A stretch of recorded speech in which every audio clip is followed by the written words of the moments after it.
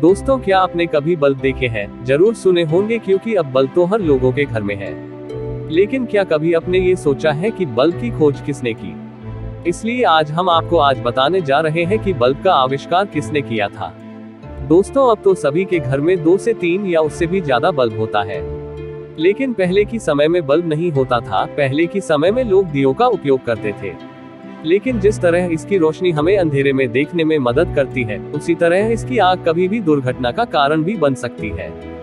दोस्तों, चलो अब आपको बता देते हैं कि बल्ब का आविष्कार वर्ष 1879 में इतिहास के महान वैज्ञानिक थॉमस अल्वा एडिसन ने किया था।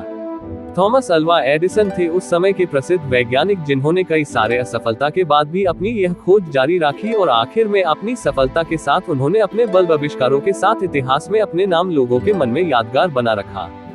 दोस्तों, आप सब जानते ही होंगे कि बल्ब बिजली से जुड़ा होता है और वह बल्ब हमको प्रकाश प्रदान करता है। आपको जानना जरूरी है कि बल्ब में एक तार होता है जो टंगस्टन का बना होता है और इसका प्रतिरोध भी बहुत ही ज्यादा है। इसके अलावा भी इसका प्रतिरोध ज्यादा होने से यह बेहद गर्म भी होता है और जब इसके अंदर से विद्युत धारा प्रवाहित होती है तब ये गर्म होकर हमें प्रकाश देता है। आपको बता दें कि पिछले कुछ समय से बल्ब के CFL को बदला गया है क्योंकि यह बल्ब से कम बिजली लेता है। इसके अलावा ये ज्यादा रोशनी भी देता है और इसमें LED बल्ब भी शामिल है। दोस्तों, आपको तो हम पहले ही बोले थे कि बल्ब का आविष्कार वर्ष 1879 में महान वैज्ञानिक थॉमस अल्वा एडिसन ने की थी। लेकिन क्या आप जानते हैं कि सबसे पहले बिजली के इस्तेमाल से रोशनी देने का विचार किसके दिमाग में आया था?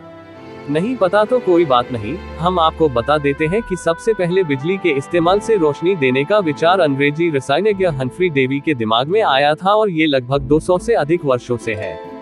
उन्होंने सबसे पहले दिखाया था कि जब तारों को मिलाकर बिजली प्रवाहित की जाती है तब वह तार गर्म होकर प्रकाश प्रदान करता है। उनके द्वारा तैयार किए गए पहले के समय की उपकरण सिर्फ कुछ घंटों के लिए ही चल पाते थे। अमेरिकी आविष्कारक थॉमस एडिसन को बल्ब का आविष्कारक कहते हैं क्योंकि एडिसन ने वर्ष 1879 में सबसे पहले कार्बन फिलामेंट लाइट बल्ब का आविष्कार करके पूरी दुनिया को दिखाया था। दोस्तों, एक बार एडिसन ने पतले कार्बन फिलामेंट के साथ साथ एक बेहतर डिजाइन दिखाया था जिसमें बेहतर वैक्यूम का उपयोग भी किया गया था।